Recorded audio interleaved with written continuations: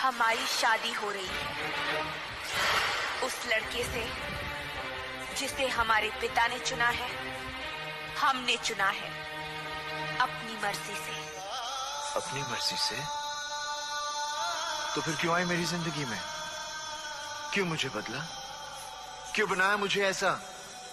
क्यों दिखाई मुझे वो खुशियां, वो प्यार, ताकि आज तुम मुझसे कह सको कि वो सब झूठ था और सच ये है कि आज तुम किसी और की बनना चाहती हो? काजल, मैं जानता हूं कि तुम सिर्फ मुझसे प्यार करती हो, सिर्फ मुझसे। मैं तुम्हारे बगैर जिंदा नहीं रह सकता। Don't touch me। हम किसी दूसरे की अमानत है। नहीं, तुम सिर्फ मेरी हो और किसी की नहीं हो सकती। हम दोनों के बीच अगर कोई आया तो समझो वो मर गया। काजल, इन हाथों ने सिर्फ हथियार छोड़े हैं।